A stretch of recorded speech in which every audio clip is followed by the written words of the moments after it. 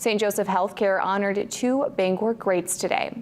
Sydney and Helen Epstein were outstanding members of the Bangor community, giving back to their local signage and local hospitals, including St. Joe's. To highlight their generous contributions, St. Joe's dedicated Building 5 at their 900 Broadway Healthcare Park to the Epsteins.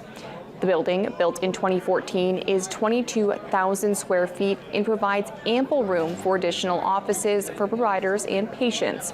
It also serves as a gallery where various art is featured.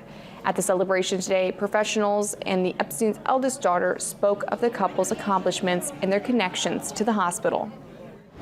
St. Joseph's was where our mother chose to be for what became the final 6 or so weeks of her life. She was cared for with great professional competence and compassion by the staff at St. Joseph's, and she developed warm feelings for some of her wonderful caretakers. I know that she shared our view that St. Joseph's was a place that continued to live its mission in the care and dedication of its staff. The Bangor Symphony was also on hand to provide some great music.